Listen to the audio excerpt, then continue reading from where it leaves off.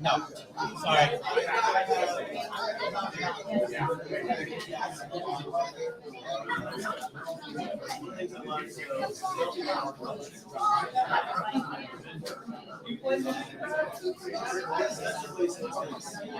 I don't know anything about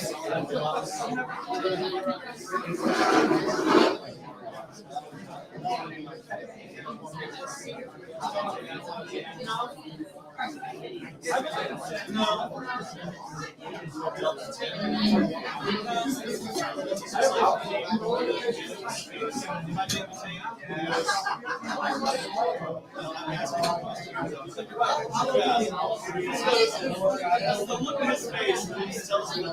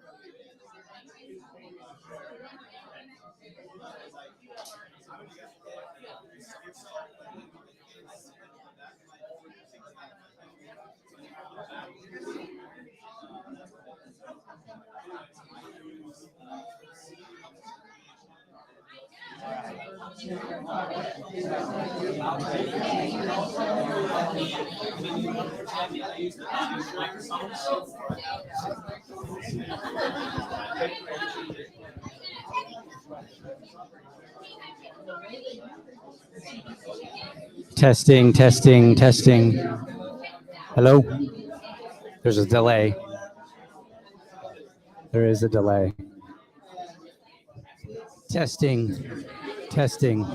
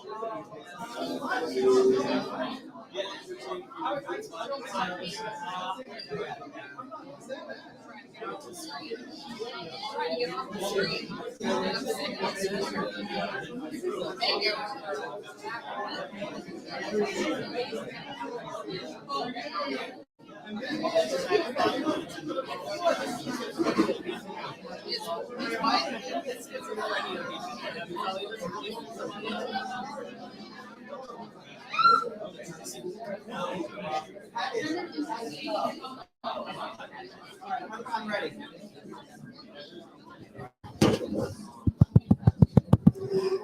Good evening. Good evening. I'd like to bring you all to attention. If you want to grab a seat.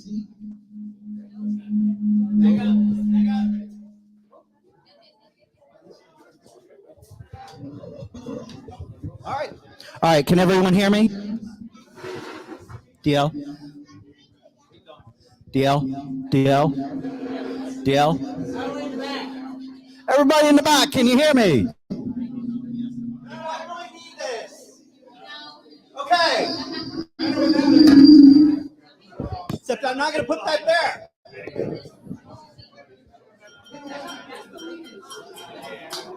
Good evening, everybody. If you bought a ticket, we offer you the priority seating down here. If you want to come down, if you bought a ticket, priority seating is here. Feel free. I object. You object? I object too. I object to your. Are we there, DL?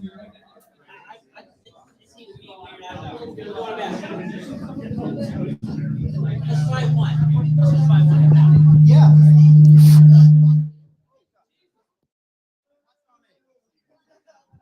Hello, can you hear me? No. Go with the other one. All right. Oh, I see we have some very important people up here. I'd like to gavel everyone to order. My name is Mark Reeder. I'll be your MC tonight. I'm also the vice chair of the Libertarian Party of Duval County. I am very happy to be here tonight. This is a big deal for all of us. And once DL has messed with the sound, I will be happy to introduce DL.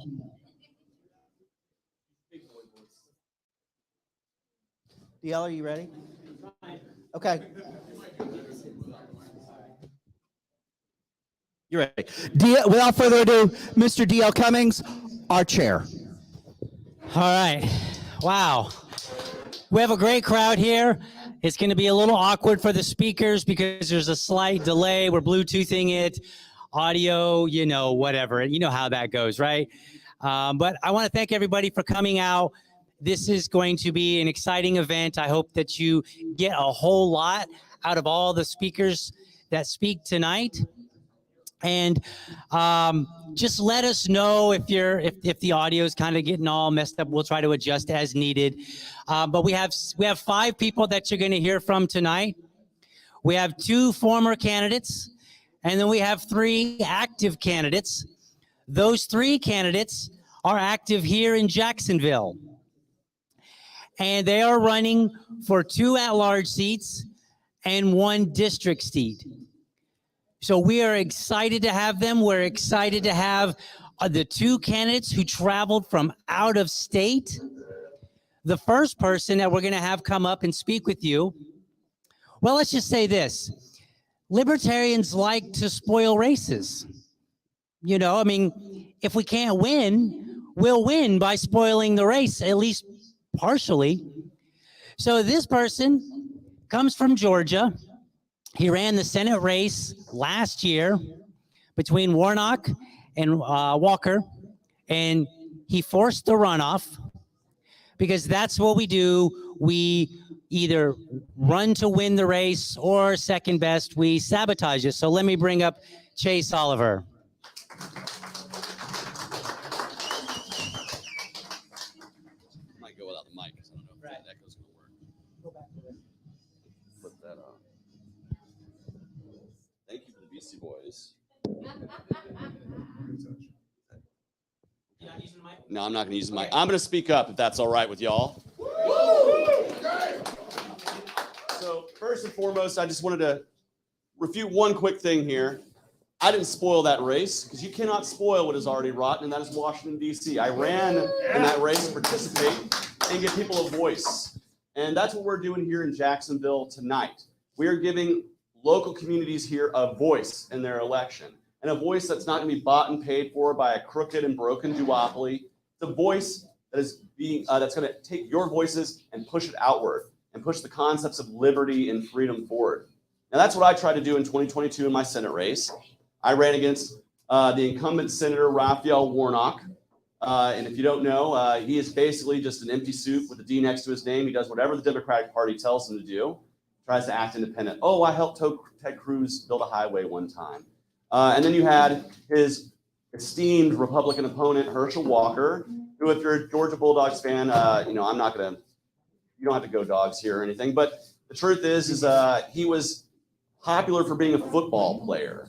He had never run for office before. He had never really had a political idea in his head before, but the Republicans thought, hey, if we put up a famous football player, we'll just win this election. We don't have to speak the concerns of voters of Georgia because Biden's doing such a terrible job that we can just put up anybody and we'll win this thing.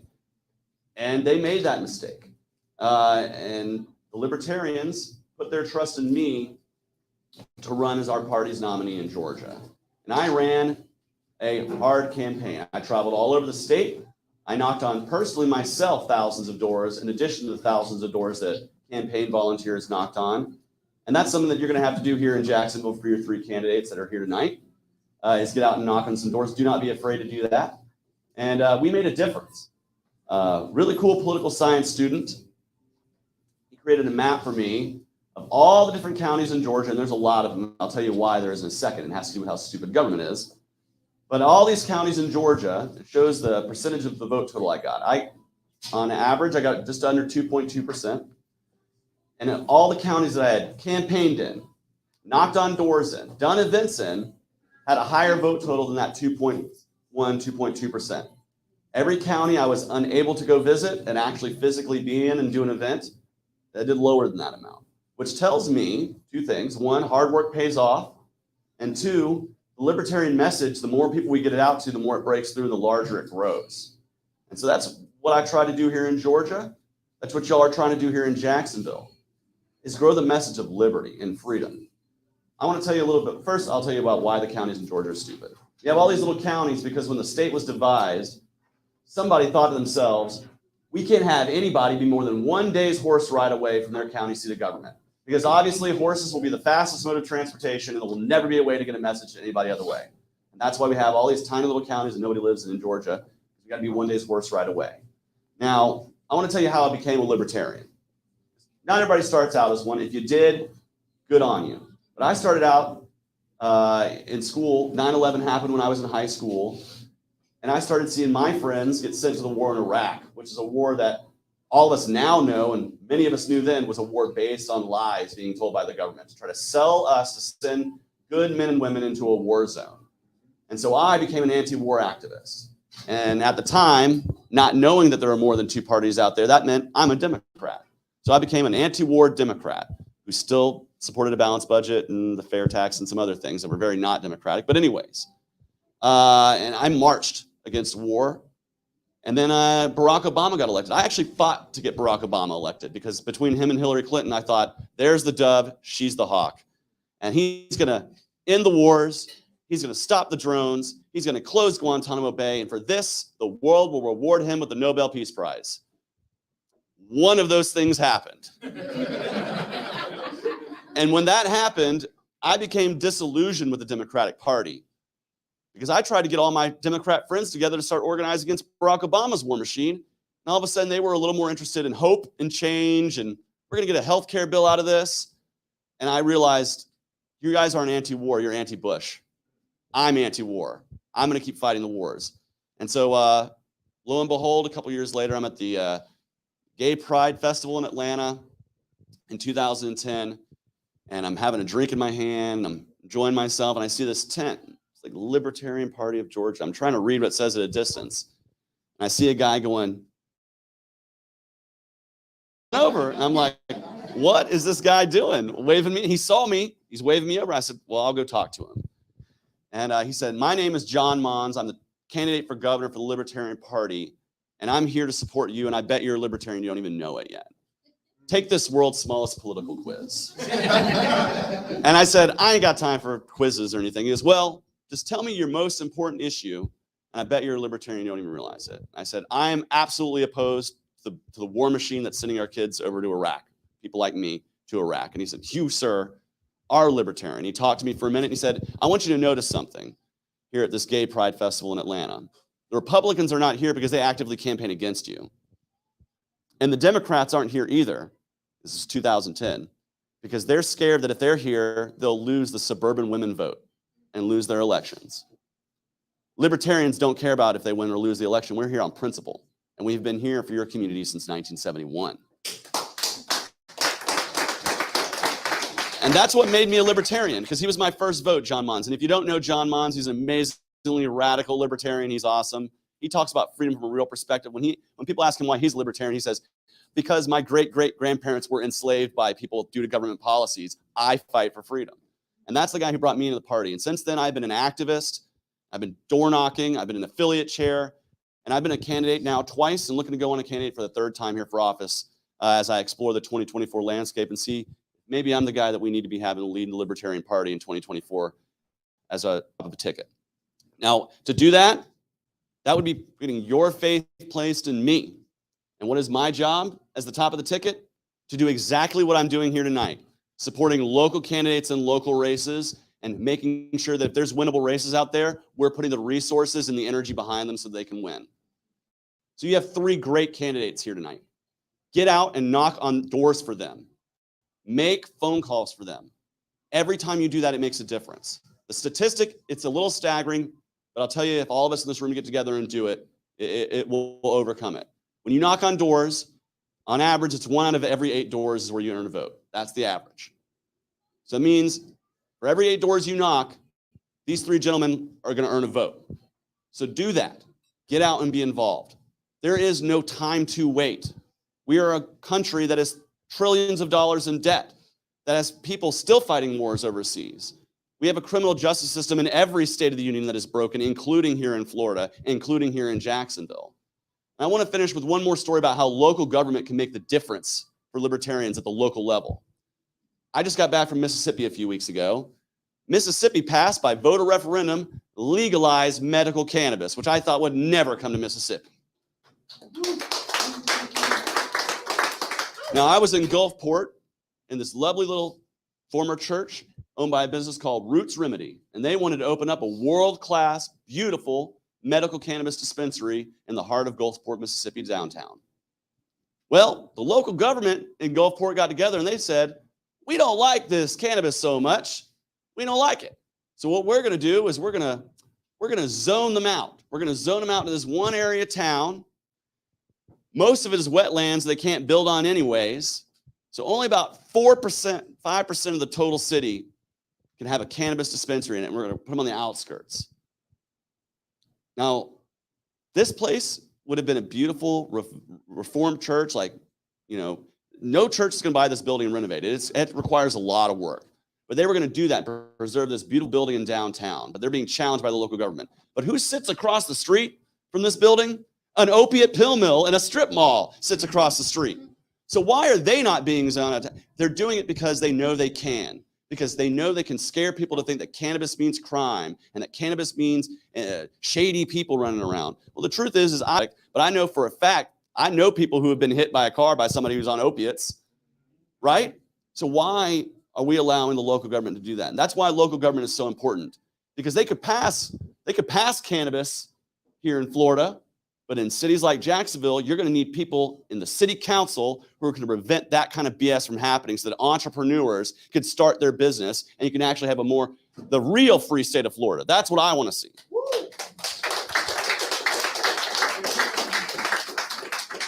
And so I'm going to close with a little bit of this. Spike Cohen likes to say, you are the power, right? We all love Spike. And that is the most true thing you can ever say, because in each and every one of us resides the power to make a difference in our communities. And it's by doing what we're doing here today, organizing, by doing what we're going to do in the subsequent time before this election, which is organize and get out and be out in our community, knocking on doors, making phone calls. But it also requires us to be active members with empathy and care in our own community. If you see somebody hurting, help them. Because that's the way we're going to overcome the biggest misconception about libertarians that exists in this world, is that we are selfish, that we don't like people, that we only want it for ourselves. That could be no further from the truth. Liberty and libertarianism is about community. It's about empathy and it's about love. And if you're not down with that, you're not down with liberty. And so that's what I'm telling you, each and every one of you right now. Get out and help these men get elected.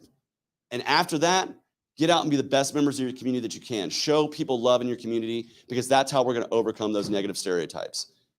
I want to thank you guys, each and every one of y'all for letting me come out here and speak. I'm going to lastly say, here's my free plug part. Please visit my website, votechaseoliver.com, if you want to see a little bit more about me and what I believe. But really get out and support these three candidates who need help, because it's really, me coming here has nothing to do with what I'm doing in 2024. It has everything to do with what these guys are going to be doing in this election. So I want to say thank you guys for being very warm and welcoming here in Florida. If you're ever in Atlanta, don't be afraid to look me up. I'm very friendly. I love to take people out to dinner or cook for them. And in the meantime, let's all fight for a more free Florida and a more free United States of America. Thank you.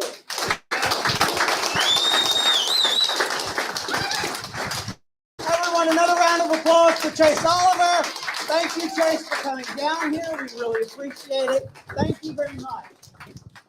Now, the next person we're going to introduce tonight is somebody I have gone out and knocked doors for. Somebody I have gone and done numerous events for and done all kinds of stuff for him. Someone I fully support, someone who likes to go to city council meetings and tell them what for. Without further ado, Mr. Eric Parker! How's it going? Eric Parker. I'm your candidate for Jacksonville City Council at large 1. A lot of people know maybe my elevator pitch, what got me involved in politics. I used to have a part-time job at a local craft brewery here in Jacksonville. And it was during 2020, during the COVID regime, where our state legislature, who is a Republican supermajority, passed ordinance fining small businesses $500 if they had, they closed down local breweries all over the state of Florida and small businesses too. The brewery that I worked at, they had to file for a restaurant license and get a hot dog roller to open the doors, and they were 2 weeks away from going out of business. Shortly after they were able to reopen, our local Jacksonville City Council passed an ordinance fining small businesses $500 if they had 50 or more people on the property. Now, this bill did sunset. It lasted through all of 2021, though, but it passed with Republican supermajority support here in Jacksonville. So I started going to city council meetings, and I went my first time to speak up against that ordinance. But while I was there, I saw all of the bills that were passing for all forms of corporate welfare, special interest, cronyism, crony capitalism. I continued to go to city council meetings even after that bill I didn't want to pass did pass. And every single time I spoke up against corporate welfare. For 6 months straight, I was able to go there every other week and pick a bill out and speak up against it. And almost all of them passed. Now, I also felt like my concerns were going unmet and unheard by that city council that is super Republican majority. So I decided to throw my hat in the ring. Originally, I jumped into District 2 because that's where I live. Like us libertarians, we want to decentralize. We want to get closer to our community to make a difference. So I felt like a district race, and the people in Oshawott and the northeast side of Jacksonville, that's what I should be fighting for. But for the entire year and a half that I was running, I was also watching this at-large 1 seat that had one Republican in it and was running unopposed. So at the very last minute, with a lot of help from Tub helping me make the decision to switch to at-large 1, Macy's are in it, who are in here somewhere, helping me to find donors to help grow that message. I switched last minute to at-large 1. Now, the establishment tried throwing a Democrat in the race to steal that vote from me, but they couldn't get their ducks in a row in time. They had less than 4 hours to get it done, and they couldn't get it done. So I'm running.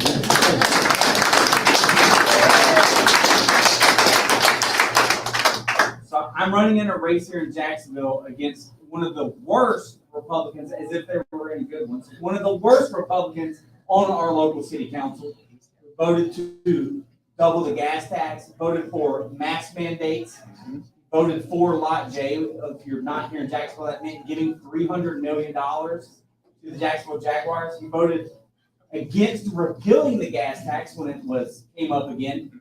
So that's what I'm running against. But I'm also running for liberty. I'm running for economic freedom, limited government, and individual liberty. Now, I'm only going to be able to win this election if I get the support of everyone in this room. And that means right now. We can't waste another day. We can't waste another hour. The three of us running together, we need y'all's help. That's the only way we get this done. That's the only way we push this message of liberty forward. I think we have less than 24 days. 24 days to the election. That's plenty of time for everyone here, regardless where you live, to pick up a phone and start making some phone calls to register voters here in Duval County. Now, we'll get connected with us. I have a list in the back. I want your name, your email, your phone number, and we can talk. I want to have a meeting on Monday. A meeting on Monday with everyone, a Zoom call. I think I paid for premium. I can't remember. We get 100 people in that Zoom call, and we're going to talk about making phone calls starting Monday. And then I need everyone that lives here in Jacksonville to sign up, go door knocking on your time off. I understand we all have busy schedules. Go door knocking, and if you can't do that, I have a list of all the early voting sites. Early voting starts on the 6th. I'm hoping that I can get a volunteer at least once a day. It doesn't have to be for the whole day, but at every single early voting site here in Jacksonville. We're going to focus first in District 8, which has 2, because that's where Tracy's at. Then we're going to spread out from there. Now, I have a list of them, and come see me. We'll find out which one you're in. We'll do it by zip code. It should be easy. And then we're going to try to make a schedule to get people there at early voting sites. It's not just this election, but if people get out and they see gold and black shirts at these polling sites, they'll start asking questions. They have been asking questions this entire election cycle. They've been like, man, who is this guy? Who is this guy? What are they talking about? And they love it. They love what we have to offer, but they're so blindsided by the duopoly. Or blinded by it. But they're being blindsided by liberty right now. So I'm telling you, we can't do this without you. And moving forward, this is going to be the way. I'm hoping that the people that volunteer to go to these early voting sites end up becoming precinct captains of that location moving forward within the Libertarian Party. So that's how we build this. I'm telling you, right now, every week there's 2 different Republican Club meetings in Jacksonville every single month. And what they're talking about, I've crashed several in the last couple of weeks. Got kicked out of a couple for passing out my information because I'm still in their votes. Yeah. Mm-hmm. But what they're talking about is getting their different clubs to phone calls for people. Meaning, and these are usually like, you know, they call themselves the red coat women. I feel like that's a terrible name to call them. Government and freedom, but whatever. But they get them and they just phone call. And they're also talking about going around to registered NPAs, convincing them to register Republican. That's what we should be doing. We should be going to Republicans and being like, does your party care about limited government, economic freedom, and individual liberty anymore? No, it doesn't seem like it does. Maybe you need to come to the Libertarian Party. We should be going to the Democrat Party, like Chase said. Like, they're not anti-war anymore. I don't know if they ever were. You know, and they don't really care about this community. So, that being said, I have a list in the back. I got sheets. I think I got 50 sheets printed out with the early voting sites. Please, before you leave, come see me. I just want to know your name, phone number, email. I'm not a Fed. And then the Fed's got it already. Exactly. I mean, we're already live streaming. They already got this. Anyways, but then also just want to know, like, hey, what zip code are you in? And we'll find an early voting site for you to show up and tell that. I'll take Neptune Beach. Say that again? I'll take Neptune Beach. Gotcha. We got one. Yeah. All right. So that being said, I'm Eric Parker. I'm your Libertarian candidate for Jacksonville City Council at large 1. Thank you. Another round of applause for Eric Parker. Now then, Eric, I want to thank you for going short. The next person I'm going to bring up will probably go long. You're welcome. Yeah. You made room for him. I've also gone out, not for this person. By the way, I've done it for all three. Yeah. So I'm bringing him up here. He's probably going to go a little. Watch me. I'll tell you when to stop. Fair enough. Eric, make the way. Eric, everybody. You defer the rest of your time. That's right. Mr. Jerry Tubrorba, candidate for Group 5 at large. Thank you. Listen, I use notes for your benefit, all right? Because if not, it'll turn messy. Now, I will tell you this real quick. We need to understand something before we go any further, and this is a little painful for me. Harry Sharp is in the room. All right, so. So is Chase. I'm judging you. I'm judging you. That's the problem right there. All right, so let's just kind of be honest here, and let's realize one thing. Politics sucks. Woo, only 3 of us think that? Only 3 of us think that politics sucks. Here's the thing, is that it's not an uncommon feeling, really. It's why so many people fuss and ignore the process, because they understand that politics sucks and they don't want anything to do with it. And then as we've been getting involved, we've been seeing it even more. Now we're really seeing that guess what? Politics really does suck. And it's not just something, because usually when you're just kind of watching it, you realize that's a bunch of mess going on. When you get involved, you see just how much of that mess is really going on. So here's what I want to do. I'm going to give us 16, no, I'm going to give us 2 examples of where politics just sucks. And let me start with this. I have to make it abundantly clear that I'm not overly worried about endorsements. I don't tend to seek them. I don't tend to go out of my way for them, because many times you either fall into a group or you don't fall into a group. Many times, unless that person who's giving you actually has some real legitimate pull, endorsement doesn't mean a whole lot of anything. So here's what happens. So when we filed, we started getting all the things. When we qualified, we couldn't keep up with them at all. Everybody's reaching out. Everybody's, hey, come meet with our group. Come talk to us. Come see what we can do. And I started kind of looking. I go, you know what? Let's just be honest. Some people, you're not going to like me. Like, if I come into your area and I'm going to tell you, hey, listen, no, I want government out of your life. I want you to run your own life. That scares people.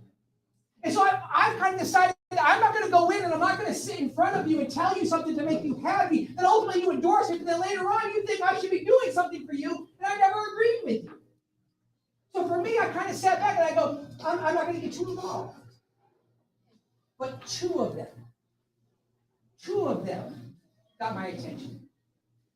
One of them had reached out, and on their website, they put it right up there about how they're for the free market and how they are about private property rights. It's on my sign.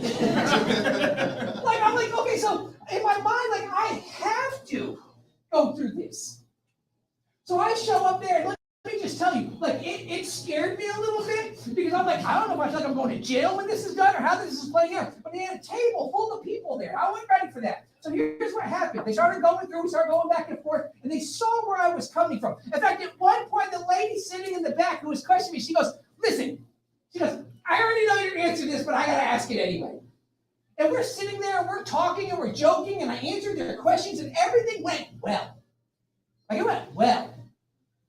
In fact, here's what I tend to do. How many of you are like me, that when something like that happens, I find the negative? I'll walk out of it, oh, I should have said this, or I should have done that, or I didn't do this. I didn't do that. I crushed it. I even called my wife after. I said, hey, I think it went pretty well. We're going to see how this goes. And the second one, we'll get there. The second one was an invite to candidate forums. Remember, we don't mention their name. So we had candidate forums that they asked us to go to. And let me just tell you, okay? So they had 2 forums going on. They invited the candidates based in the areas. It's church groups. These are my people. like, this is like my mind. I'm thinking, I'm a pastor. These are church people. This is going to be great. Okay, I can just skip over that, get to the end. Here's what what really set me off, because let me just tell you this. I've been very clear that I do not believe government is in place to spread my faith. Okay? And so you tell that to a church group, like, no, that's not what we want, but that's not even what this church group was talking about. Here's what they said. They said they wanted Christian values in government. They wanted integrity in government. Here I am. They're not even asking us to pass laws. I'm like, this is all going to go pretty well. So the first week we went, all three of us were there for that one. All three of us were there, and it went pretty good. Like, nobody threw anything at us. After. Okay. And so here's what happened. With that, I'm running against 2 Republicans, 2 Democrats, and another independent. That's a lot of people. So here's what happens. No Democrats. I haven't seen the Democrats anywhere during this whole process. The independent has showed up at one time. Now, this night when we were at this first forum was the first time I've ever seen the one Republican ever. Now, there's another Republican run, great guy. I'm just going to tell you right now. I like him. We see each other. We hug on each other. Like, he's out and he's humping it. Like, he's out actually being effective and doing things to actually win his race. So we went through that. Everything went fine. We went to the second week. The Republican never showed back up again. Just the same. You weren't invited that one. That wasn't your group. Yeah, you were fine. We were still there. Everything went pretty well that night, too. So after about 5, 6 days, 7 days after my first meeting, I got a voicemail. They said, hey, we went with, and it was the other one who's doing absolutely nothing. And I got my phone because it's what we do. And I texted the other Republican in my race. And I said, hey, did you hear about NEFAR? And he says, no, what happened? I says, they gave it to the other one. And here's what he said. He goes, I'm not surprised. They had no intentions of giving it to any of us. That's what we walked into. A group of people who say, we're for what you got going on. I'm like, good, let's go. Nope. After the second forum, we left there, we went to dinner. And we're sitting there, we're talking about how everything went, things along those lines, and Eric's sitting there, and this is what he does. He pulls out his phone as we're talking, and he looks at it, and I go, hey. He goes, oh, you're not going to like this. I'm like, what are you talking about? They got the endorsements already. The church group didn't pick me. The church group went with the Republicans. And then here's what happened. They had these stages of how they're endorsing people. And then so here's what happened. The guy who's out there humping it, he got an endorsement, which I think he should have. He's solid. The other one got a full endorsement also. He wasn't even there the second night. They had those things planned before that second forum ever happened. And they had no desire and no plan to ever go with the Libertarian. That wasn't their plans. That's our reality. Now, let me tell you, what I'm telling you right now is not uncommon. We're all sitting here going, yeah, that's right. We've all dealt with it. If you run for office, you dealt with it. Something you knew should have been yours. And they go, yeah, but you don't have that right letter. So sorry, dude. Best of luck to you. See, so here's what I finally started realizing. It's there. Politics sucks. And it just gets worse the more that you know and the more you get involved. And let me tell you want to know why people don't get involved? Because politics sucks. Look at the people who run and they finally go, I won't do it again. I'm good. And then you got the ones who do it on the house. Because here's what happens. We have to do something different, guys. As libertarians, we have to do something different. Here's what we keep trying to do. We keep trying to follow the traditional ways. We keep trying to fit into the way that they formatted things for their benefit. And we think if we get into their format, we're going to work out. No, we're not. Just they can put us in all their little groups and forums that they want. It doesn't make a lick of difference. So I'm open to say, you know what? Here's what libertarians do. They wouldn't let me debate. No, because they're scared. Let's just be honest. I've never understood why they wouldn't let me debate. Okay, why? That's not new. Why are you fussing? I'm going to stand out front and I'm going to pick it and they won't let me debate. And that's not going to help things either. We're too busy trying to do things the traditional way. The traditional way is not made for us. We have to do something different. So I started looking at it. I said, what does that look like? How do we do something different? Because debates aren't for us. Oh, by the way, I don't know if you've noticed this or not. Libertarians don't raise much money either. Every candidate just cried a little bit. Just a little tear. Yeah, we suffer broke. Like we don't. So here's what I've had to learn through this process. You know what we better do? What we get, we better use wisely because we don't have unlimited financial resources. What we get, you better use right. Don't worry about trying to do it the way they do it. We can never play that game with them. I will never send out a mail or complaining about who we're running against. You know why? I ain't got no money. Oh, they're wrong. They're jacked up. Remember the first time I ever spoke at the convention, I said, here's the thing about libertarians. We have the best message and the worst messages. So here's what we have to do. Let's start thinking differently. Let's not try to fit into their system. Their system is never going to work for us. So when I start looking, I go, you know what we can do with your funds? Do something different. Do something unconventional. How many of y'all got one of my pens before? Pens are, that's what I'm saying. You see them out in the wild, they're coming around. I got a candle.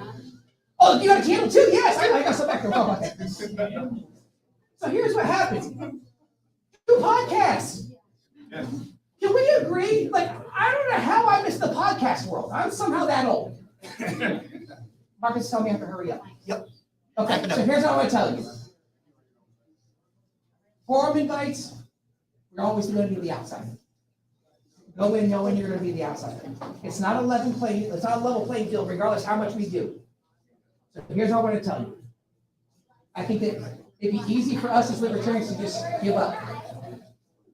Just say, I don't want to do it anymore.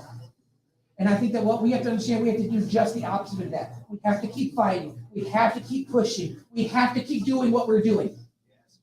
We have to keep putting the work in. We got to be willing to take the hits. Because here's what I'm going to tell you real quick and I'm done. You know why we're doing this right now? You know why we're taking the hits? It's not for us.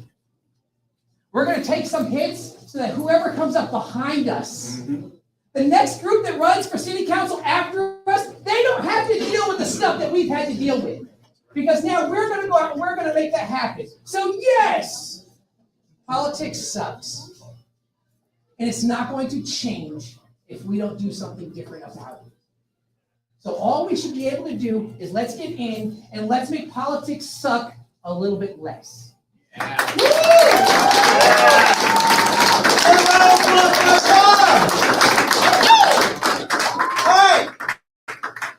Our third candidate is someone the establishment in Jacksonville fears mightily. And you're going, after Tom and Eric, what more can they do? Well, this candidate had the NAACP, the ACLU, and a local group called the North Side Coalition completely destroy the district that he was running in for over a year. They filed a lawsuit against the way that they were drawn, the way the district was drawn, and several of the others, calling them racially gerrymandered. They changed our next candidate's district so radically that it's amazing. Not only that, but they put in two people who had been running in a different district and waived the city charter so that other people could get into the race also. Now, if that's not fear of this person, I don't know what is. They are scared of this person, okay? So, the other thing that he won't tell you, but I will, because I've worked tirelessly for him, is that the ACLU, I'm sorry, not the ACLU, the NAACP. Everyone knows what the NAACP is? National Association for the Advancement of Colored People. They asked him to drop out so they could endorse the white guy, Republican. I shit you not. This actually happened. And we, of course, said, no. So without further ado, I give you Ronald Tracy Brothers. Thank you.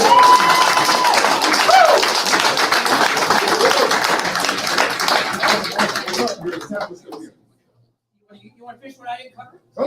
I could never. I could never. But but my name is Ronald Tracy Robinson. I'm born and raised in Jacksonville, Florida, specifically in the Sherwood area, Jacksonville, Sherwood Forest. And the story about that is my parents, we were living there with me, my mother, and my sister. We were there for about 12 years of my life. Then on one fateful night, drive-by shooting right next door to that very house. And that's when my parents was like, you know, we're gonna get up and get the hell up out of here. And that's just what they did. They put their heads together, they worked very hard, and we moved up to the north side of Jacksonville, in Dunn and Duval Road. And so when that happened, I grew up in there, I came up from there, and graduated from First Coast High School. I went to Highlands Middle School before they became a magnet school for the people that's in Jacksonville. And yeah, so growing up, we were always the Kennedy-crats.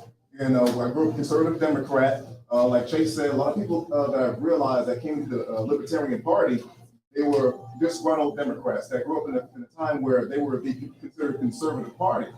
And then all of a sudden, everything just shifted. They started going into the cultural wars, the identity politics, and all these type of things. It's ironic because the Democrat Party is supposed to be the very seat of racial justice and anti-bigotry. But as I tell everybody around me, that the government is the prime seat of bigotry and racism in this country, worldwide. And that's what we need to recognize. I could have ran as a Republican because I love my religion, I love my family, I love private property rights, I love individual liberty, and pulling yourself up by your own bootstraps so you can make a way for yourself into this world. I could have ran as a Democrat just because I'm in the South and I'm Black and everything is racist. I could have done that, you know, and my grandmother was a Southern Baptist, my mother was Pentecostal, father was like, whatever, just as long as she leaves me alone. And, you know, and so, yeah, so we were, I'm going through this journey in my life. Then all of a sudden, in the 2016 election, when Donald Trump became president, he came up. I didn't really have anything going for the guy. I mean, he was just whatever. I grew up watching him, you know, telling everybody that they're fired, blah, blah, blah. You know, maybe a Pizza Hut commercial here and there. And I was like, okay, whatever. I think it was at Home Alone that one time. But yeah, there you go. And so, yeah, so when that administration came through, what I realized was that there was a big boost of African Americans, Black people, Afro Americans, whatever they call us in this decade. And they were having a lot of different people coming out as conservative and with strong Republican values of family, everything that I'm really about. And you know, the Candace Owens, the Brandon Tatums, all these other cats coming out, Larry Elder, and worse, Larry Sharp. But yeah, let's be honest. But and so I'm like, okay, cool. There may be something going on here, something I could possibly be a part of. And so I was Republican for about maybe 8 months. But for a short time I was Republican, I feel like I could find a home within this party because, of course, what I grew up on, I became, you know, the party just changed and they deserted me, and I became disillusioned by it all. And then at the very end of Trump's administration, when COVID-19 was really doing this thing, he ended up, instead of criticizing the Federal Reserve, he became a cheerleader for the Federal Reserve. He ended up spending way more money in his only 4 terms than Obama did in 8 terms. He ended up causing more crony capitalism than any president that I have seen in my lifetime since probably Bush. And that's what I started realizing, maybe there's a disconnect here. There's something that I'm missing right here. I thought it was about this and about that. And then in 2020, September 2020 specifically, not long after I went to city council meeting with Marcus Reeder and Eric Parker, I was talking about this implementation of the CDC moratorium, which is how after the mayor, who was a Republican, shut down the city because of quote unquote health reasons, he ended up wiping out 130 small businesses in the whole city, 67% of which will never come back ever again. And I'm going there, I'm saying, look, with the CDC moratorium, what it is they're going to keep landlords from evicting their tenants who are not paying, even before the pandemic. Yeah, and Bill Soper, who is my treasurer, he is in real estate, and he tells me a lot of war stories about what he went through during this period in time, and other friends of mine who also dabbled in real estate, how they had to struggle to keep their property and how to pay their mortgage because they kept the courts kept them from doing their job. And this is just an example of government going into the relationship between two consenting parties, one being the renter, one being the landlord. And so I go to the city council meeting and I tell them this is going to cause a big explosion of housing crisis that the likes of which Jacksonville has never seen, or at least that I've never heard of. Because Jacksonville is really it's a quiet town. It's really small. You know, it looks big in stature, but it's just a small town playing big city games. That's all it is. And so, like, this is going to be a really bad time for us, and end up doing just that. Housing prices end up soaring. And the immigration they were complaining about in Jacksonville were from corporations buying up all the land and buying up, not the land, but buying up all the property. 95% of them done in cash, straight up. And nobody like us could even buy a house at this time because the debt that was accrued from the previous tenants was passed on to the smaller people like you and I, small, working class people just want to make a way for ourselves, just like my parents did for me when I was growing up. To make a change and make a difference in your life with the swift decision, you're able to do it. All right, we don't like this area, we're going to go somewhere else. We're going to open up opportunities for future generations. They end up stopping all of that. And from the CDC moratorium, they end up there was another ordinance they came out with not long after that. I'm trying to remember. Once you start saying things in these on the stage in these forms, everything kind of blends together. But with the CDC moratorium, my grandmother, she lived over there in the south of Trout River in Merlin Mont Creek, pretty much where everyone's grandma lives. And it's a very old part of town. And so one night when she was sleeping, someone ended up breaking into her house and trying to steal her stuff and get whatever that they could. And she's 86 years old, and she was dead asleep, and they ended up coming in there and ransacking her place. And this is a result of government stripping away opportunities for people by seeming as altruistic as they can. But we all know the road to hell is paved with good intentions. And that's the prime thing about government. Anytime they want to come to you and say, we're going to sprinkle flowers here, we're going to do something to cushion your fall, the worst ends up happening. And it ends up becoming really personal for me as an individual. So I became really disgruntled with all these type of things. And with, like Eric mentioned, this Republican supermajority making these decisions against the interest of people's private property rights and their whole entire livelihood. That's when I ended up going into a Libertarian Party of Duval County monthly meetup. And I met Eric, and I don't think Tub was there that day, but I ended up meeting Marcus and a few other people. And so I'm talking to these guys, man, and it was really refreshing to see people where everything that I say, they're like, yep, yeah, I know, man, exactly. What? Yes, me too. And I'm like, wow, this is really amazing. And my most extreme points of views, they found a home with the Libertarian Party of Duval County.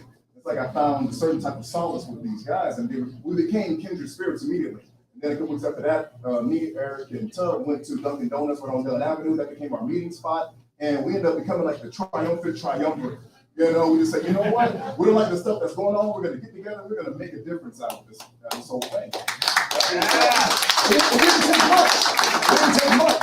It didn't take much to convince the three of us that we need to go into local politics so that we can make a change in people's lives and go into government with y'all votes and remove obstacles from our path so we can enrich ourselves and our community. So my platform overall is to stop the gas and property taxes from increasing because last year in September, sometime in 2021, was it? They passed the gas tax? Okay, 2021 they passed the gas tax. The gas tax ended up going from 6 cents to 12 cents, added 6 cents extra. Now, the caveat is it's going to be taking $1 billion from the taxpayers in the span of 25 years. Now, I don't know about 19 people in council knowing what 1 million people can do with their money. That's out. I don't know where they do that at. That's just ridiculous. And not soon after that, matter of fact, the gas tax, I'm surprised you didn't mention this, Eric, but I'm going to piggyback off you real quick. I learned this from you. 40% of the funding, if $1 billion are going to be taken away from us, 40% of that funding is going to go to only 4 of the 14 districts That's supposed to be targeted. Yeah, I know. I've seen that look. Yeah, exactly. And it's really bad. So for all of us paying all these taxes and they're levying these taxes against us, we're living in desperate economic conditions, especially in the northwest side of Jacksonville. Eric, he's in the fancy side, the northeast side. You know what I mean? Yeah. This is the woods. You know what I mean? It's fancy, okay? Trust me, compared, to the northwest side. Infrastructure is terrible. Roads are just dirty and filthy. I mean, the schools are whack. Kids is crime that's bubbling in the area. Even though at one point it was among the safest places in Jacksonville, now the crime is kind of growing because of lack of opportunities. Now, as I'm campaigning within what was District 8 before they did election interference and redistricted the area, I met with a lot of people who do a lot of good in the community. They just wanted a shot. They just wanted to get a chance to use my platform and put it out everywhere. One, this woman named Soraya. She runs what's called Soraya's House. She built this company from the ground up, no government funding, no bailouts, none of that stuff. And she wants to create an entertainment forum for the north side of Jacksonville. And I said, okay, cool. Sound like Life's Boom Boom Room. Anybody seen that movie Live with Eddie Murphy, Martin Lawrence? They want to make the Boom Boom Room. And I said, yeah, we're going to do the Boom Boom Room. That's good. And there's another one called Trill Project where they help people with mental illness climb the economic ladder. And there's another company called the Coffee Project, which brought opportunities for young people ages 16 to 24. They teach them trade skills such as construction, and then they take their skills and their resume and their portfolio to the market so they can be put onto the job market. Really good, really great. And so with the redistricting, now I had to go to a whole nother area, and at that time, which was like another 3 months, to acclimate myself with other people in a whole nother type of area. Even though the map is now more gerrymandered and more racially, focused than it was before when they was complaining about it. It was just that the NAACP, the ACLU, and the Northside Coalition, they just wanted to have these lower income areas be flooded with Democrat candidates, which it is right now, because of course, only poor people vote Democrat. Of course, only poor black folks living down there, that's the game of it all. They only vote Democrat. And so they ended up kicking me out, and I inherited 2 other people's races. One is a Nepo baby named Richard Gaffney Jr., and another individual named Charles Barr. Pretty cool guy. We handed out each other's flyers when we're running in 2 different districts, but now he came to my den, and he is my sworn enemy. That's just what it is. And so I would like to, I got my information to the back there. I got my email, my website, my Facebook. Please email me about getting together with me. Go put the foot to the pavement and keep getting our message out there. It's a beautiful thing when people come back to you. These things all come back to you. People all around the city, all around the place say, hey man, I got your flyer. You're really cool. You're really awesome. And I love what you do. And so we want to keep up that trend, keep up that focus, so we can make an impact in the election March 21st. Thank you so much.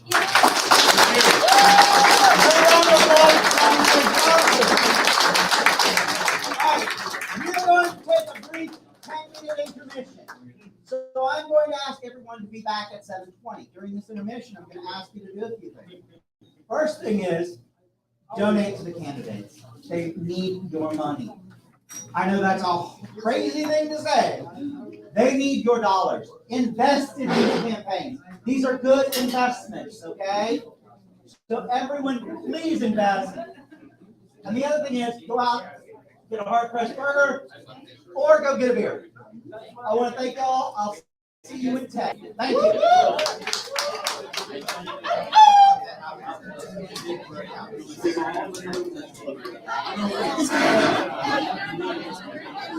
Jack, just leave it running.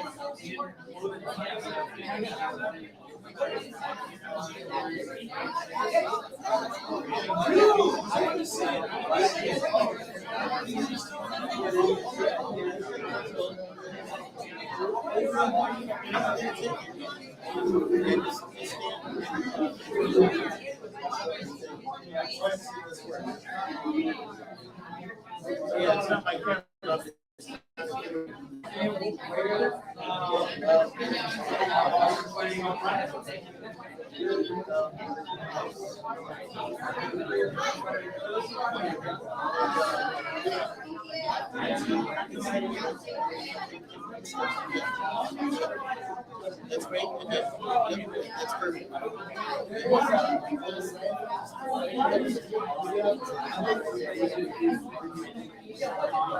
I think I got the exposure correct. But I need to simulate like a tripod.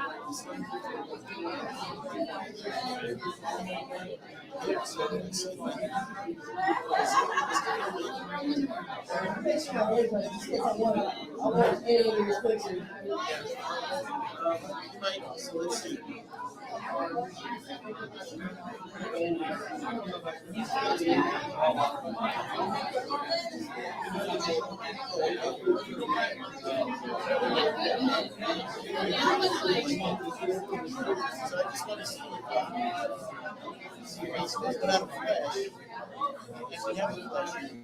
But the flash is this big operator.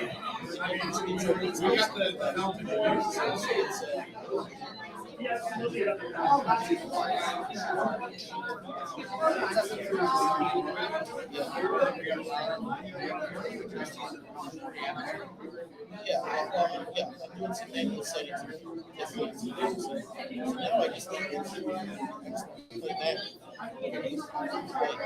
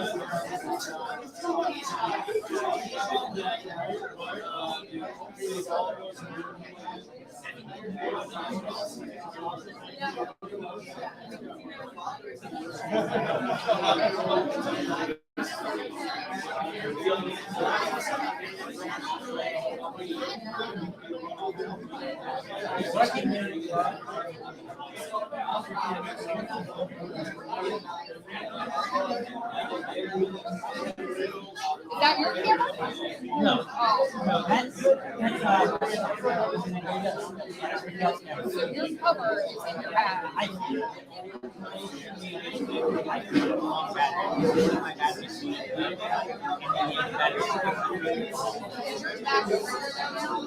Because the cover is like, there's like a cover. So that's fine. I couldn't tell you how to use it if it was. Yeah, that's a little different. Because I tried taking pictures. They all came out.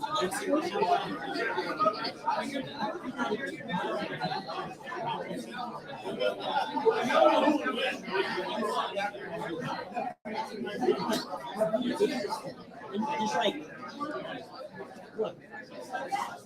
Give me a crazy ass lens. I don't even know. Like, we've got to be able to get some decent photos of this.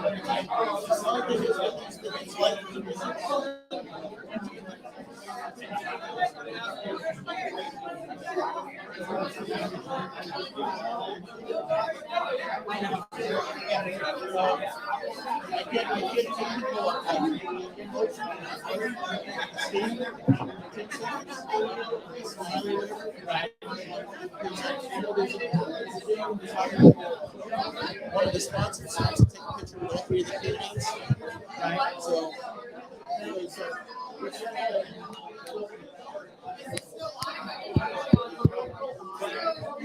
this is a speaker thing, but it works as a tripod. So. Go ahead. Just leave it on this.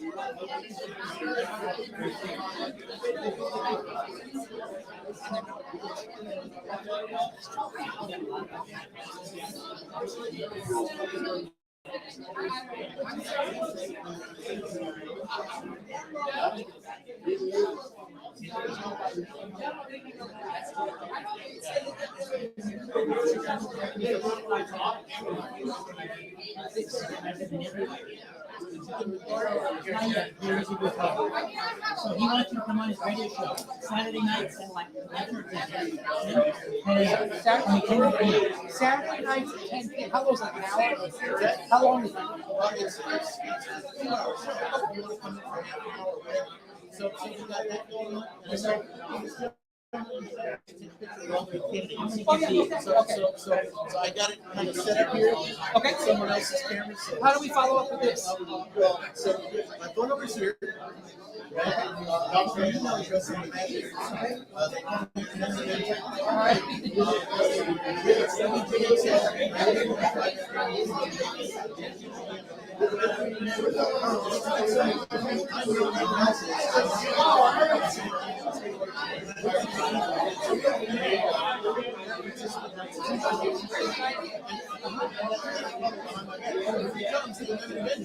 And so, yeah, exactly. And so I heard it the first time during my retirement ceremony. They cracked the joke. They said that, you're like, Yeah. They said, yeah, we've been saying it the whole time. I'm like, and so I brought it up on the radio show, right? One of the guys said, well, that's the dumbest thing I've ever heard. And then one said, no, you gotta do it. You gotta rub it. And I said, why? He said, because it's bigger than you. It's like Batman. I'm like, yeah. So they call me double A.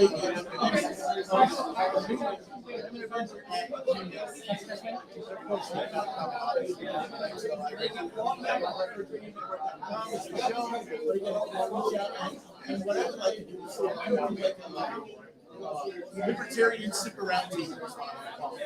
Bring all three candidates in, right? And have a libertarian super roundtable, right? Because here's the deal. Radio station. This is a sports network. It's a owner of the station is a patriot. It gives us airtime. Right? And so it's a gift. It's no airtime on the radio. And it's really streaming live. Network.com. Also on Rumble. That's what I'm saying. That's why I want it. That's why I want this libertarian super roundtable. Two candidates, you may not have enough lights to go around with microphones. Now, I love when you get going. I close my eyes and go to the center of the early day.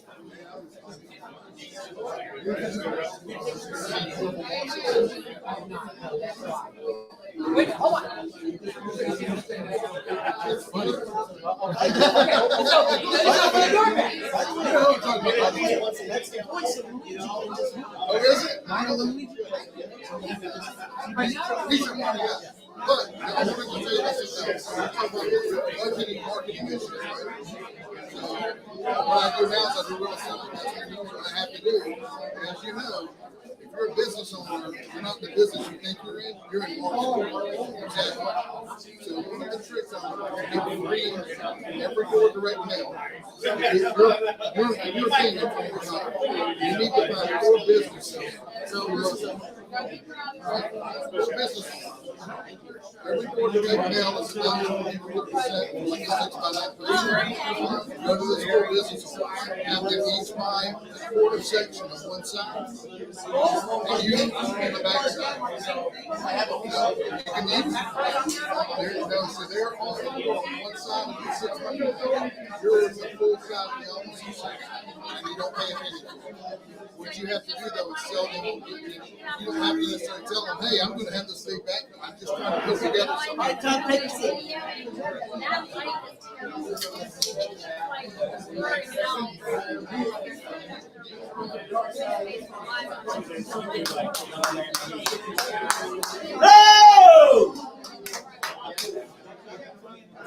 I'm calling everybody to order. Order. Now then, I have our final guests for tonight. After this, yes, we're going to do a 10-minute Q&A, and then we may have a special treat for people.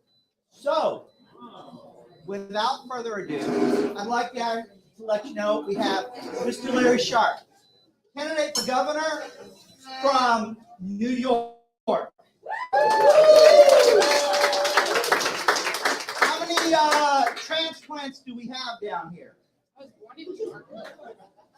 Go home. I object. So, without further ado, syndicated talk show host, Mr. Larry Sharp. Thank you. Hey everybody, I want to ask you all a question if I could. Have any of you, when you were younger, thought to yourself, I don't like what my mom or my dad is saying, I'm not going to be like them? Anyone of you thought that? Yeah? I'm not going to be like my mom, I'm not going to be like my dad, I'm going to be different. Then it's about 20 years later, and you hear yourself talking. And you say, man, I sound just like my mom. Yes. Oh man, I sound just like my dad. My God, it's my mom used to say. It's my dad used to say. Oh my God, you became your mother, or you became your father. It's a common thing. Why would I bring that up? Because I would argue that America had done the same thing. We become our father. Our father is the British Empire. That's what we broke away from. We broke away from the British Empire and we said, I'm not going to be like you, Dad. I'm going to be about liberty and life and happiness. I'm not going to be about the empire. I'm different, Dad. I'm out. That's what we did. Fast forward 20 years, and all of a sudden, we become our dad. British Empire fought in the Middle East, didn't it? So do we. British Empire fought in Afghanistan. So do we. The sun never set on the British Empire because it had bases everywhere. So do we. British Empire had the biggest navy in the world. So do we. We have become worried about the empire, and order in the empire is what we're worried about now.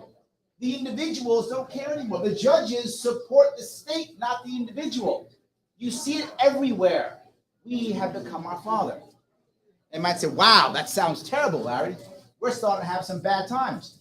We are. You see it. You see the empire crumbling. You see the people suffering. You see it. What do I hear all the time? Larry, what is it gonna take for us to change? How bad does it have to get for us to make changes, to change the system, to fix it? It's a secret. It doesn't matter how bad it gets. It can be terrible, horrible, for literally decades and generations, and we will do nothing. There's a thing actually called learned helplessness. It's a human thing that we do. We fall into a place and we just stay there. But we can change. It isn't just because it's bad. That's one thing, that's the catalyst. But what gets us moving? We gotta have hope, we gotta have courage, and we gotta have persistence. Those are the three things that will make us make change in our nation, in our communities, in the world. Those three things. Think about the old Russian Empire, the old Tsarist Russia, before they became communist. They thought it was gonna be good. They had hope. For 300 years, they became basically slaves, serfs, for 300 years doing nothing, with almost no fight whatsoever. All of a sudden, here comes Lenin. Lenin shows up and says, hey, I got some hope, this thing called communism. They went, really? They go, yeah, you become communist, we get to kill all those rich people. They were like, yay, what about food? Well, you know, there's no saying about dark humor like that. Dark humor is like fooling the communism. Not everybody gets it. So, but they did get to kill the rich people. They thought, well, let's try that. There's some hope. And they went there and they killed the rich people, and communism wasn't so great. Revolution didn't work so well. But they had hope. Look at the French Revolution. The French Revolution, they spent underneath their kings for a long time. What did they require? Courage. They had to take those people and storm the Bastille. They had to go off and fight the royalty, which they had been under for hundreds of years. But that hope and that courage together moved it forward. But how did that revolution turn out? Not so good. They had Napoleon. Didn't work out so well. But ours did work out well. Our revolution did, because it had the third thing. It had persistence. It had persistence. When George Washington's army wasn't working, wasn't doing well, failing left and right, he kept fighting. And the local patriots kept fighting. Through defeat after defeat after defeat, they kept fighting. Our revolution actually worked. It actually came out good. The others didn't, because we had three. I would argue that we are very lucky. We are very lucky this year in Jacksonville. We have those three here. We do. You actually heard Tub come up here and tell you how bad things were. But But at the end, how did you feel? You had hope, because that's what Tub is about. He is about hope. He said, yeah, thank you, keep going, you know. He said, oh, it's bad, but we can change, but we can do it, but we can. And we all said, yeah, Tub, you're right, yeah. Because here in Jacksonville, thanks to Tub, we have hope. We got that. We don't just have hope. We have more than that. We also have that courage. How do I know that? Because we have Ron. Ron decided to go into an area that he couldn't go into. They tried to stop him from going to certain areas. He said, I don't care, I'm going in anyway. He didn't care that they didn't think he should be a certain type of person. He said, no, I'm going to be me, who I am, in front of everybody, showing that personal courage that we need. And you heard it when he talked. He told you where he came from. He told you what he's doing. He told you what he's going through. So now we have courage. But I said there's one more, it's persistence. And we do. We have persistence.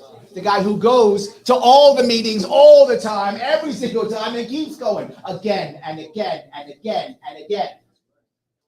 So now we have all three. We have hope. We have courage. We have persistence. That means we have the opportunity this year for real change. We have the ingredients required. And we are very lucky that we have those three people here today. We're very lucky that they stuck together through all of this. And they took that hope that Tub gave us. They've embraced the courage that Ron has given us. And they are staying persistent, the way Eric has shown us. Yes. We have the opportunity now to make actual change. And more importantly, to show the rest that if whatever successes we have, that if they copy us, the generation behind can do even better. Because they know what the formula is. We've seen it happen, and we can do it again. And my Larry, that sounds awesome. I love how that sounds. But what does it mean for us? It means you have to support this. You have to say to yourself, you know what? Larry's right, because Larry's always right, Don. So yes, Larry's right. He is right. We have the formula. What are we doing? That means we now have to show the same thing. We must now have the hope to believe that we can make change. And then we have to have the courage to do one important thing. Tell our family and friends about this. And some of you haven't done that. I know you're libertarian. I know. Some of you haven't done that. You need to tell your family, your friends, your community about this. Look at what we're doing. Pay attention to what we're doing. It matters. Tell them that you are behind this. Have that moral courage to tell the people around you what's happening. They're giving you hope. You have that hope. They're showing you courage. You now have the courage to go tell people about this. And now the last thing, the persistence. The persistence. Chase said it. He said only 1 in 8. Is that right, Chase? You hear it still? Yes, I am. There we go. 1 in 8, right? 1 in 8. 1 in 8. That means you got to take 7 nothings. You got to take 7 zeros before you get the 1. That's the persistence that we have to have. We've got to be prepared to take the 7 no's so we can get the 1 yes. And if we take a whole bunch of no's, we're going to get a whole bunch of yeses. A whole bunch of yeses. And I know that's tough. I know it. I get it. I run too, right? I know it's tough. You go and you go and you fail and you fail and you fail. But you heard them talk about the system. Talk about more than anybody. Talk about the system, how tough the system is. The system's made so that you take as many zeros as possible so you give up. That's the point. They make it as hard as they possibly can. What did it run? They made him work for a year to take his people away from him. The system is made so that you keep failing so you give up. That's their goal. They don't want you to win. They want you to not even try. Remember, in any revolution, you don't have to win. You have to not lose. Please remember that. In any revolution, you don't have to win. You have to not lose. Because eventually the empire crumbles and you win. If you just keep fighting. You don't have to win. Let me say it again. You simply have to not lose. and they know that they make this system to where you take 0 after 0 after 0, 7 times we get to win, you'll just lose, you'll give up. But if you keep fighting, you win. And we can do this. This year is a very special year. Why would I come down from New York to do this? Because I'm bored? That's not why. I came down because this matters. If I can come down here, it is winter, this is true. It is snowing in New York. It's true. That is true. You didn't get me on that one. It is true. It is snowing in New York. But I'm going back tomorrow to the snow. So I'm not staying for an extra week. Maybe I should have. We'll let you move here if you want. Maybe I should have stayed longer. But my point being, I came down here because it matters. I know that this is tough, but I'm asking you to step up even more. But Larry, I already knocked on 10 doors, knock on 20. Larry, I already gave $5, give 10. Larry, I already told 4 friends, tell 8. Yes, keep going. Remember the goal of this. You don't have to win. You have to not lose. And when you give up, you lose. I don't want you to give up. We don't have to give up. They're not giving up. They don't want to disappoint you. Don't disappoint them. Thank you so much. Thank you.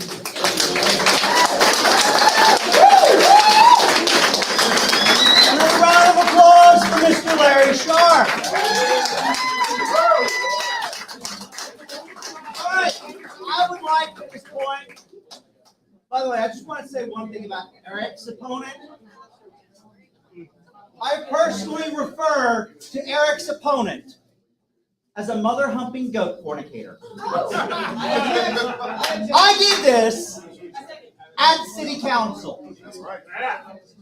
I want to encourage you all to go to your City Council meetings. They are important. Even if you don't speak, be there. Because if you're there with us, guess what? I will go speak. I am not afraid. My son, Jack, will go speak at 15. He is not afraid. That's right. Yeah. Woo! Woo! If you do not feel you're a great public speaker, that's okay. Come out and support us and sit with Jack and I at the City Council meetings. Visit the City Council meetings in your own city. The more we are involved in local politics, the more we can get done. National politics may be sexy, but true freedom begins at home. Yes, sir. So now, I need to bring all of our candidates up. Eric, Tom, Tracy, Chase, and Larry. Come on down. So, we're going to do a quick 10-minute Q&A. I will ask that you keep your questions short, and so that I can get everybody, so everybody can get their question. Can I add one more thing? Yes. Please put your question in the form of a question. Yes. The second thing I will ask is, candidates, please keep your answers short. Mr. Tubb. Yes or no questions only. Who's thinks of that? Whatever you want. Yes. I will. All right. Who's got the first question? Raise your hands. People who bought tickets first. Any questions, comments? or All right, Oh, Keith. Keith, what is your question today, sir? For candidates, what do you see the role of All right. For everybody else, candidates, what do you see your role in the city council as? Following the Constitution, protecting people's individual liberties. removing government obstacles from our path so we can enrich ourselves and our families, and also to respect and honor the Jacksonville Charter that we have. The City Council has many, many times violated that charter in order for their own gains, and they change the game as they go on. Minimal. Can I ask a question? Larry's here. And we'll let Stacy Larry, also. you got me standing up here. I know. Larry. I'm right now. I don't mind. It's fine. No, one of the most important things a city council can do, is raise the attention of local harms. That is one of the biggest things they can can do. Sometimes they are strapped by state law or strapped by other laws, but they can use the bully pulpit to say, look how bad this law.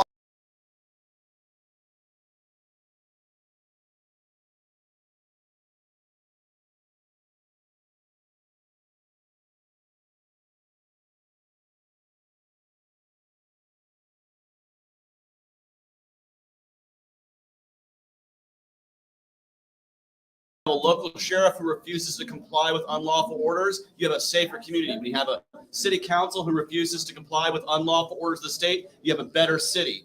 And so that is why I believe local government is important, because at that level, you cannot comply with the large ones. You can challenge them to their face. And what are they going to do? Come into your city? No, they're not. That's why you have to have a good city council. My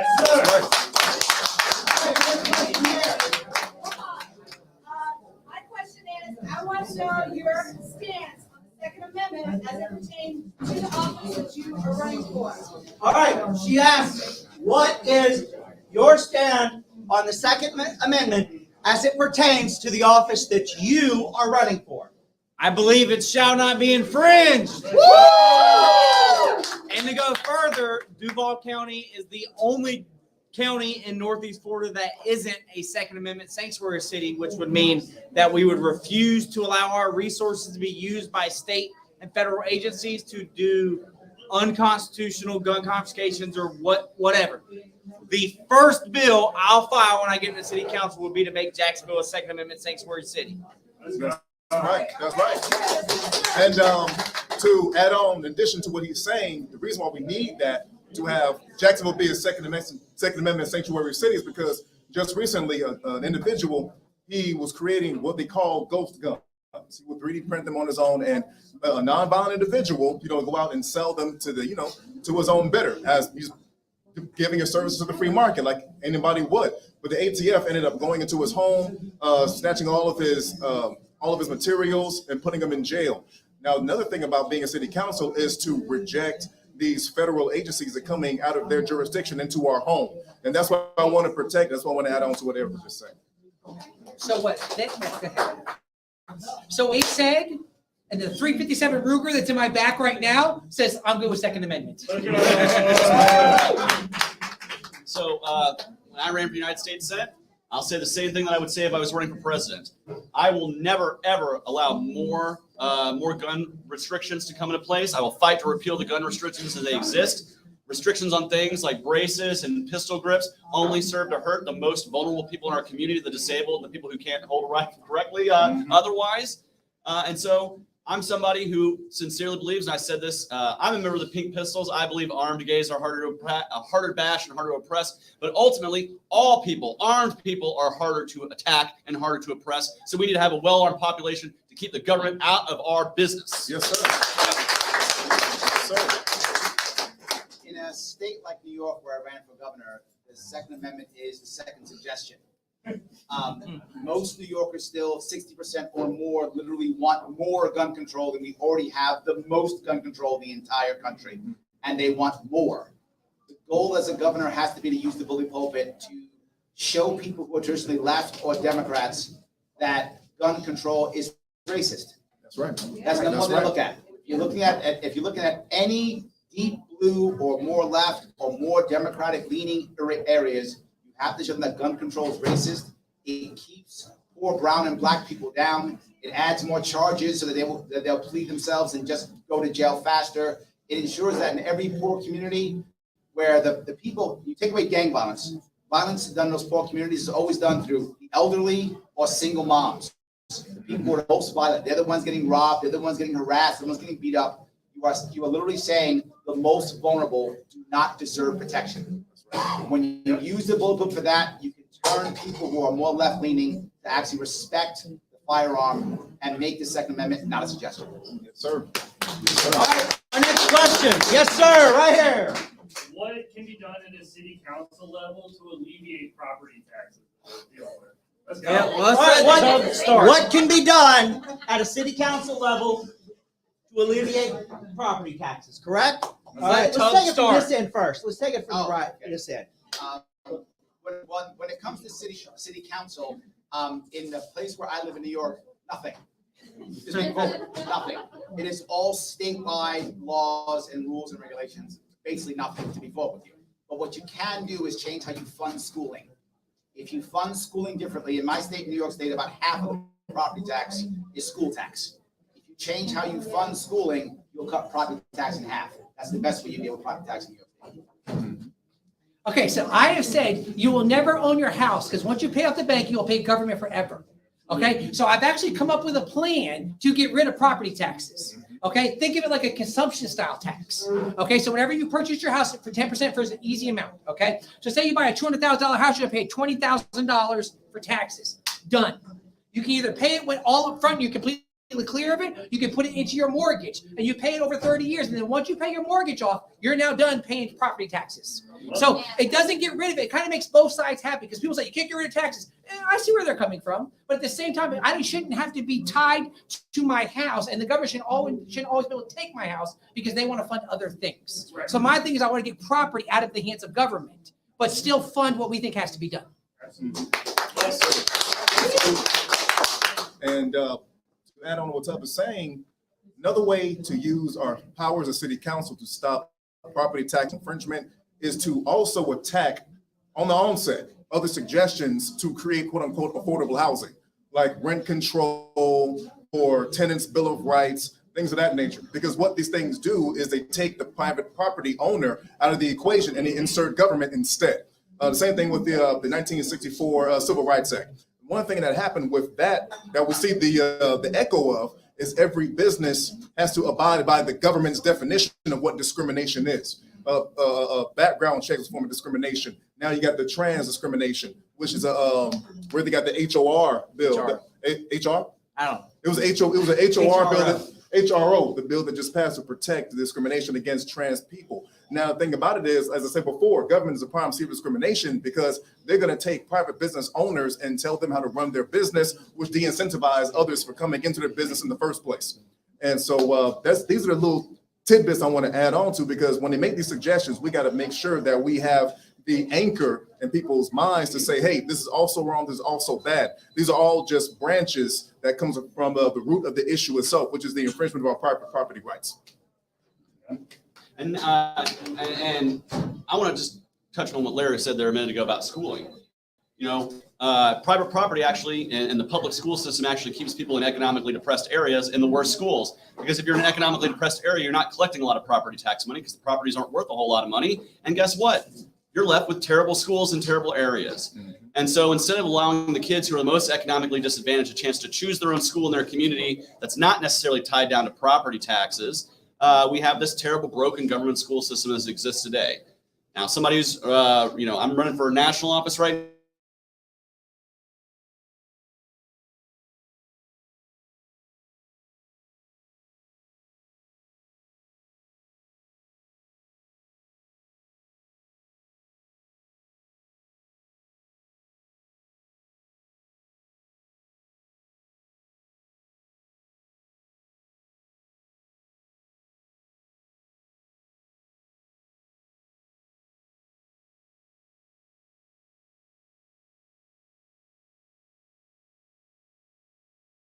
for it. So decentralized education, remove education from property taxes, and you'll see a lower property tax rate. Yeah, and if I can add on to what he's saying just a little bit more, I want to say a little bit more. The result of these excessive private property taxes in Jacksonville, last year, Duval County Public Schools ended up bidding to the Jacksonville City Council to give raises to public school teachers, even though the superintendent herself, Diane Green, got over $100,000 raise only months prior. And actually gets paid $300,000 a year. That's twice as much as the mayor.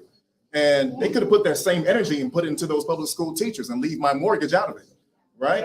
And that's it. Yeah. So I would say one thing we could do when we're in office is vote to cut the millage rate. Put the bill in to cut the millage rate down. That's obviously something you can do at city council. The issue is when you only have 3 libertarians on a city council, getting that bill to pass through committee is going to be an issue. And then also whenever you have either a Republican or Democrat property appraiser, all they do is The city council uses cutting the millage rate as a political football. Look what we did. And then the local property appraiser raises the value of your house to make up the difference, which we've seen here in Florida without them manipulating the market because of the housing shortage, because of overregulation, which causes a housing shortage, which makes the price go up. But so what we got to do is vote to cut the millage rate. Also, we got to not vote to put that half-cent sales tax increase on the ballot, which was voted at city council. There's all things we could do at city council to cut or get rid of property taxes, but we got to start growing something here, and we're not going to do it with just 3 libertarians. We need us to get involved, and let's grow this thing. Let's get it done. Let's go. All right, you want to take a quick Yes, yes, so I want to stay here. All right, we've got one last question from that libertarian lady. Yeah. There's kind of multi-point here.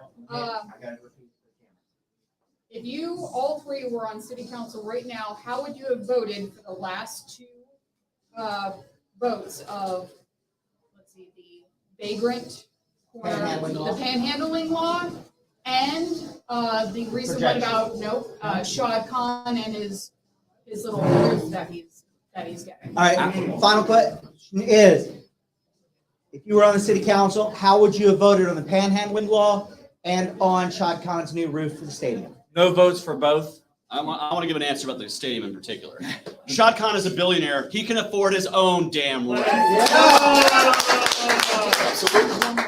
That's it. If you 3, well, no, Well, continue. can I touch the stadium piece? At the Yeah. same time, New York State. New York State, we have decided to give $800 million to build a new Buffalo Bills stadium in Buffalo. We are giving that amount of money from state funds to people who own the teams, who are billionaires, and the players who are millionaires. The reason why this happens, by the way, is it possible for these billionaires to get financed? Of course. Of course, they're billionaires. Banks will finance this, and most stadiums are financed. But why in the world would somebody want to, as I'm a governor or I'm whomever, because then I control the jobs. The reason why I want $800 million in funds is not because I want the money. I'm handing that money out in jobs to my cronies to ensure that I can keep powerful, keep getting big money back in. My governor raised $25 million for her last campaign. She did that in increments of 40,000, and that came from donors just like that. So I said no to the, I'd say no to the panhandling, because it's funny, because as we've been going around, they've been talking about, I've had this plan about getting cops, actually doing cop work. And inside of that, I said, they keep saying, oh, the cops are too busy. The cops are too busy to do that. I go, but wait a minute. You just passed laws to make the cops busier for things that actually don't make a lick of difference at all. That's a panhandling. And then I think I've been pretty vocal overall about the Shad Khan thing. So, no. Yeah, absolutely. And the reason why we don't want to fund Shad Khan, the Shad Khan administration's plan for crony capitalism, is the fact that, remember when I mentioned when I was speaking that they shut down these 130 small businesses, 7% of which is never coming back. City council is now panicking and overcompensating for the fact that they lost so many jobs and want to try to build quote unquote new ones by stimulating the economic activity of the downtown area. But it's a fallacy, because the jobs that come from stimulation of the stadium are nothing but petty, seasonal, part-time jobs. It's not like they're going to be 40-hour week work days, good pension, and work hours, all this type of stuff. It's nonsense. I worked down there in the stadium maybe about 10 years ago, and I forgot I was even employed, unless there was another jazz game. I'm not joking. And so it's a fallacy overall. And the amount of funding that they're appropriating from us, from 100% of Jacksonville, for only 7% of the people can even fit into the stadium. Number 2. And so with that kind of math, it's not mathing. So yeah, no. So it was a no? It's a no. I just want to ask one thing. The last- This panhandling bill, this would outlaw the ability for people to panhandle, correct? Right. That's what right. Or even donate to them. Okay. Now that's the part that I'm talking about. We're libertarians. We got to stop being selfish. We got to stop being more empathic and caring about other people. If you were begging for money on the streets, there's a good chance it's because you don't have a job or like something going for you. We have to be more empathic to those people. We don't just throw those people in jail. We don't just write them a fine. We don't just make them the police's problem. It's a community issue, and we have to do that as individuals. And we cannot ask government to fix that problem for us, nor can we ask government to punish the people for it either. And I did So speak out. that's part of against that libertarian empathy. Yes, sir. it.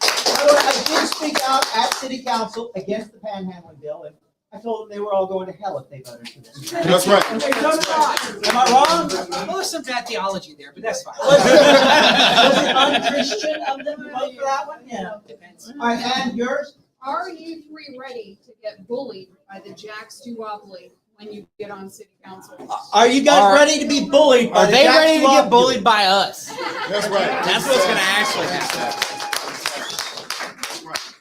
Because overall, we go to the city council meetings and they give no attention to anybody else's time. But when a libertarian goes up there, I mean, they know us when they see us. We got a big gold shirt, you know, the logo on the back. It says libertarian for everybody behind us to look at.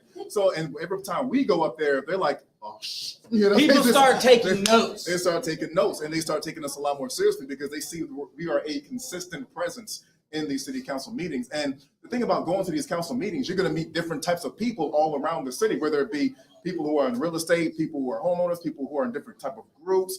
And when we go up there, it's like a free plug for everybody to see us, to know who we are, come see us, to speak to us, so we can form an alliance and a coalition together with many different people, so that the next time when we run, or like how we some people behind us or whatever, they can come see that the message is consistent with everybody that we meet. I would argue that we're probably not going to be bullied. I would argue that they wouldn't bully us. I would argue they actually might try to have coalitions with us and make us look good, and then screw us in the system later. Right. That's what I think will happen. Right. Because I noticed when I ran for governor, obviously I didn't win. I'm not the governor, but our governor in New York, when she did her inaugural address and her acceptance speech, in both cases, she used all of my talking points. Yeah, I'm not joking. She used all of my talking points from my website. All of my talking points our governor used in it. So I think they would embrace, like, oh, we love Tubb, he's the best. And then later on, when he's running, stab him in the back. That's right. I have done that already. Yeah, they like to use our talking points to make themselves seem a little bit more human. Yes, exactly. Yeah. Make sure you're talking first. Yeah, exactly. Leading the narrative. You're absolutely right. Oh. Answer, sir. Oh, okay. All right. Did I So cut you, Tubb? I'm yes, you sorry. should. I'm sorry, I'm bad. This is Jacksonville. Don't worry about it. So last year at our convention, I walked into a room by accident. This gentleman was speaking. Okay, and so. All right, I'm a little, okay. So inside, here's what he says. He says, you shouldn't run for office unless you can have somebody stab you in the back and take it out and show it to you after. And my response to that was, I lead a church, all right? So dealing with church people, I'll be fine dealing with these goons down here at city council. Yeah, that's nothing. And, you know, I want to say this, you know, attacks are going to come at us libertarians from time to time. We scared the duopoly. You know, I forced a runoff in my race last year, and now they're debating whether they want to lower the threshold for runoff to just 45%, not 50%, because they're tired of us libertarians causing them so much trouble. But the truth is every time we do cause them trouble, we wake people up and we make them aware. That's right. And so we have to be willing to take the slings and arrows that come at us, because as we do that, we're going to grow our party, and we're going to grow our movement. And another big part about it, you mentioned you're in a church. Sometimes you do have to turn the other cheek. People are going to attack you, and they're going to be mean, they're going to be wrong. And you have to smile and say, you know what? I'm representing freedom. I don't have to attack you because my ideas are better than yours. And I'm going to put them out to as many people as possible. So I'm going to be the better man. I'm not going to follow the petty politics.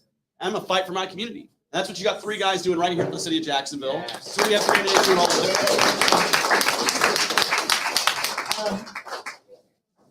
One final thing. I want to thank all of our candidates tonight. It was a pleasure having everyone come down. Especially Larry and Chase, who come from so far away. Bless you. Thank you. Without further ado, I want Mr. D.L. Cummings to come back down and close us out.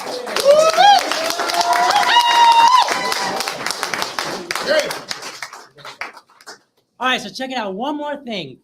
I picked up Larry from the airport today, and he threw a curveball at me. He said, hey, DL, let's auction something. He said, you got something to auction? I was like, no. And so I was like, I'll find something. He was like, you got it. He talked me into it on the way home. Luckily, there was some traffic on I-95. We've all been there.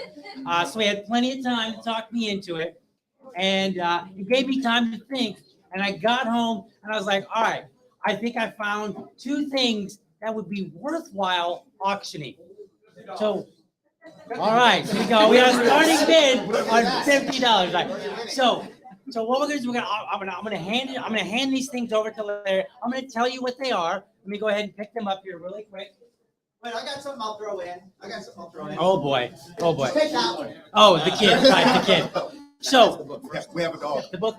You want to announce it? Yeah. All right. Say what it is. Say what it is. Tell me. Okay, so what we have here is we have economics in one lesson.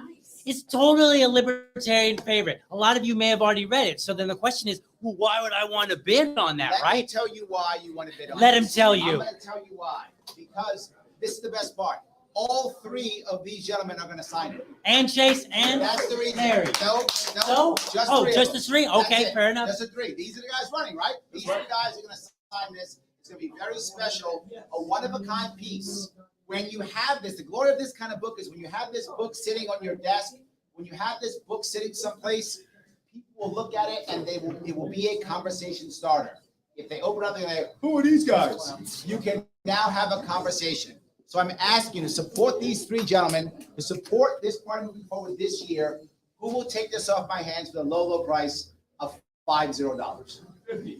Who will go to 75? 75? 75. 100. Who will go to 125? 100 in the back. Who will go to $125? $100 right now in the back for all three of them to sign this. All right, I'll tell you what I'll do.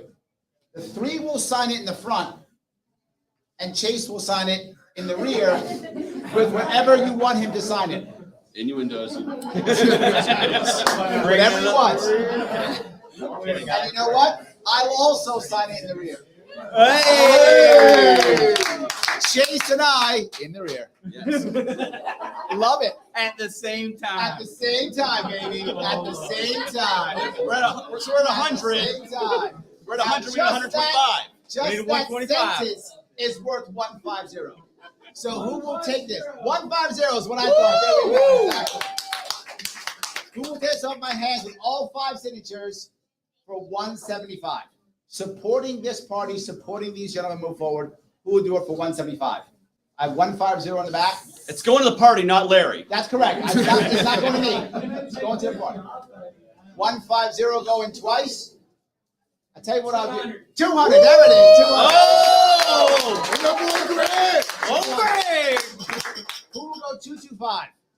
200 in the back. Who will go 225? If you go 225, I will sign it with vulgarity. Okay. All right. I will sign it with vulgarity. In the back. In the front, they'll be good. Mine will be in the back, vulgarity. Theirs will be nice in front. That's 225. I'm sorry? You can pick the vulgarity. 225. There we go. Who will go 250? You get to pick my vulgarity. 250. Okay. Who will go 275? 250 in the back. Yes, I will F-bomb it. I will. You tell me to. I will. I actually had one person actually have me sign a flag that I auctioned off, and the vulgarity made me sign was, I love taxes. That's so vulgar. True story. I love taxes. I signed it. It's true. There's a flag out there that has that me saying that. Yes. Go ahead. I want Tom to do. Hold on. You might be able to find a word in the Bible some people consider vulgar. I got 250 right now. I think I got 250 in the back right now. But this has got to go to 300 though.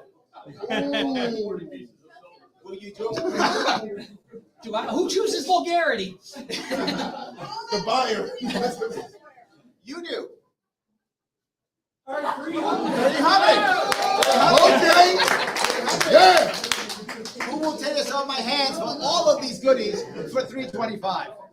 500. 500 bucks. Whoa. 500 in the He really back. wants the book. 500 in the back. Who will go to 525? 500 in the back. I think you know that. 500 going once. 500 going twice.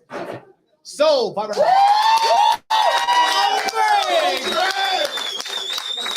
Great. Nice. Now, I do have one more thing. This will make some of you very happy. because anybody here consider themselves a troll, like troll online? And some of you troll? Okay, great. This is called an echo dot. An echo dot. You guys know what this is? Guys, can I have your attention in the back? Correct. This is literally your federal government, literally Big Brother checking you out. So now when you have this, you can talk directly to your FBI agent. You can talk directly to your NSA agent, directly to your DHS agent. Right away, talk right to them. And say, yeah, I'll be on the corner of 45th and Main at 5. And they'll show up there and you won't be there. You can now troll the FBI with this amazing Echo Dot. You can take this off my hands for the low, low price of $50 to support this party. Who would take $50 for this Echo Dot? $50. $50. $50. Thank you. Excellent. Excellent. Who will do it for $75? Remember,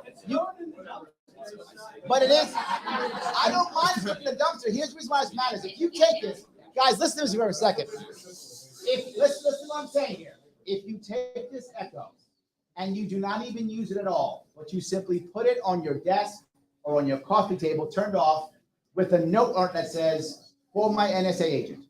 Just leave it there. You know what will happen? Two things. Number one, everyone who comes over to your house or your office will see it and go, what's that about? And you'll have conversations. I cannot tell you how important these conversations are. People don't become libertarian because magically overnight they become libertarian. It's over many conversations. And I know some people say, and you've heard me say the reverse, people say, we need a savior. We do not require a savior. This movement does not require a savior. It requires hundreds of heroes, individual heroes who are going to have hundreds of conversations. Something like this starts those conversations. So please don't put it in the dumpster, put it on a table someplace so that we can have those conversations and move this forward. This isn't about the $50 or $100 for this. It's about supporting 3 people who are trying to make a difference in this country. That's what this is about. We already did 50, I need 75 now. I'm also throwing in a can of Pellegrino. Oh, look at that. Yes. So, this is the orange flavor. Orange flavor on top of it. Who will go to $75? 75, awesome. Who will go to 100? 100, awesome. Who will go to 125? 100, who will go to 125? 100 right now. Why do you hate these men up here? I don't know why you hate them. What do they do to you? What do they do to you? Maybe it's. Who will go to 125? I have 100. I'm sorry? For the orange, yes, here we go. 125. Don't open that. Who will go 150? 125, who will go 150? 125 going once? 125 going twice. You will forget this day if you don't have this and you will regret it the rest of your life. We'll sign the box for 150. 125. Yeah. Going 2.5 times. And So, All right, they didn't know I was gonna do this, but we tried to get Spike to come out here. He was unavailable, but I have a copy of Spike's mixtape. Keychains. Sorry. Signed by Spike on the back. You are the power, Spike. All right. I'm gonna start this. There's only one other copy of this out in the public. I'm going to auction this off starting now at the low price of starting at $25. We got 25. Nice. Good. All right, it's 25. Can I get anyone going to 30? I can start low. We got 30 over here. We got 2 30s. Anyone for 50? We got someone at 50. $50. Can I get a 55? Come on now, give me a 55 now. Can I get a 55? I'm doing my best Aaron Bean impersonation. Can I get a 60? Can I get a 60? Come on, 55, 55. Can I get a 55? 55. 55. All right, got a 55. All right, that's $55. Can I get a 60? $60. Are y'all gonna let a Republican? Okay. All right, got a 75 out there. Can we do better than 75? Can we go 80? Anyone for $80? $80. Anyone?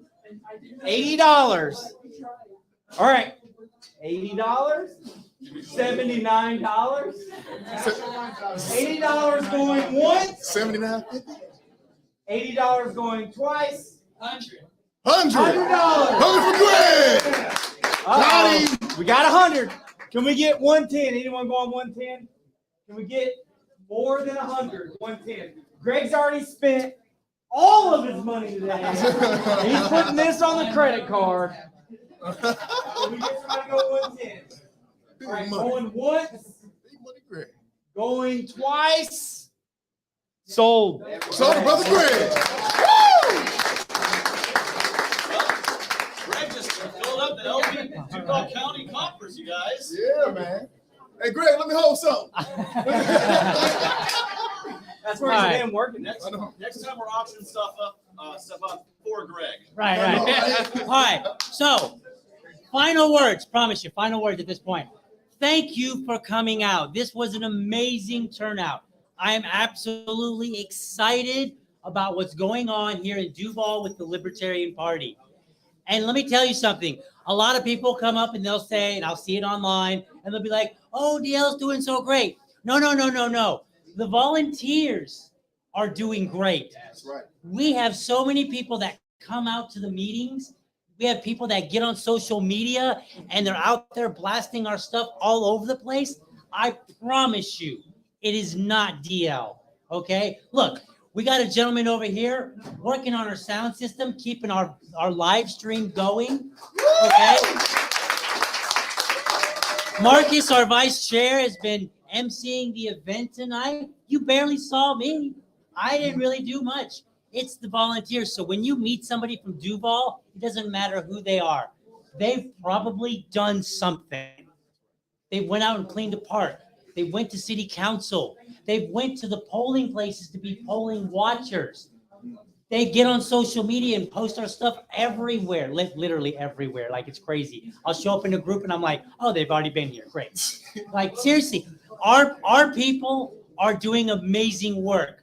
They are awesome. We've got 3 amazing candidates. They've been beating feet. They've been putting in the work. I'm proud to support them. I'm proud to have asked people to come out and support them.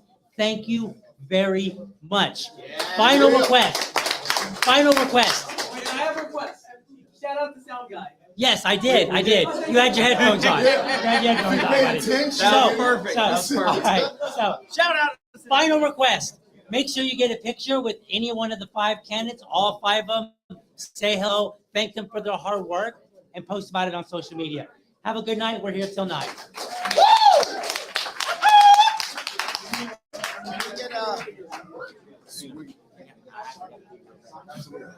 By the way, I'm passing things out. We haven't gotten one. Hey, brother.